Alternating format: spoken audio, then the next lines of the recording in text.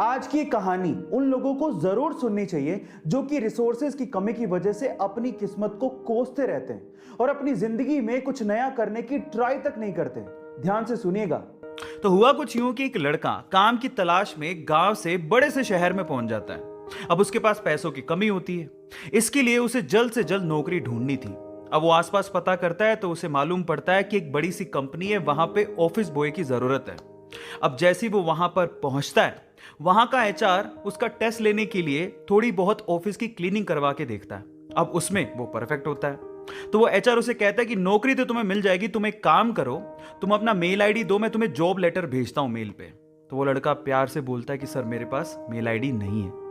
वो एचआर ये कहता है कि इस डिजिटल वर्ल्ड में जिसके पास खुद का मेल आईडी ही नहीं है वो एग्जिस्ट ही नहीं करता, और जो एग्जिस्ट ही नहीं करता मैं उसे नौकरी कैसे दूं? तुम यहां से जा सकते हो, मैं तुम्हें नौकरी नहीं दे सकता। वो लड़का निराश हो जाता है, लेकिन सरवाइव तो करना था। गांव से आखिरकार घर छोड़ के आया है, उसके जेब में ना 100 रुपए थे। अब वो क्या करता है, सामने उसे एक सुपरमार्केट दिखाई देता है, वो वहां पे जाता है और सुपरमार्केट से 100 रुपए में टमाटर खरीदता है और घर घर जाकर उन टमाटरों को बेचता है, और 100 रुपए से उसके पास 200 रुपए इकट्ठे हो जाते हैं। अब वो बैठ के सोचता है कि यहां पर शहर में जो लोग हैं ना, वो इतने व्यस्त हैं कि वो सुपरमार्केट जाके शायद टमाटर भी नहीं खरीद सकते या रोजमर्रा की चीजें नहीं खरीद सकते। अब उसने ये सोच लिया और ये समझ लिया कि यहां पर पैसा कमाना आसान है, तो वो डेली ये काम करता, जाता सुपरमार्केट, सामान खरीदता, घर घर जाके बेचता। धीरे धीरे करके उसने 1-2 लड़के भी रख लिए। ऐसे करके बिजनेस बढ़ते चले गया और फिर उसने अपना एक ट्रक भी खरीद लिया। फिर वो आसपास के गांव से सब्जियां लेके आता और वहां पर बेचता। ऐसे करके वो बंदा 1-2 साल के अंदर ही मिलियनेयर बन गया।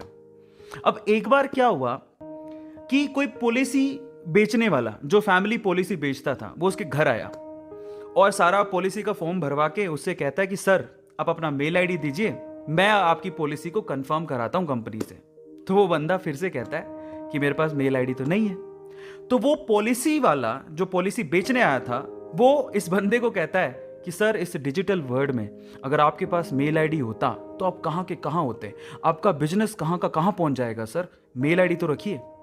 तो वो प्यार से जवाब देता है, वो कहता है कि अगर मेरे पास मेल आईडी होता ना तो आज मैं किसी बड़ी सी कंपनी में ऑफिस बॉय की नौकरी कर रहा होता। इसीलिए आपके पास अगर रिसोर्सेज नहीं है तो उसका रोना बंद करिए और आपके पास जो है उसकी कीमत को समझिए और वहीं से ही पैसे कमाने की और आगे बढ़ने की कोशिश करिए, रास्ता अपने आप मिलेगा।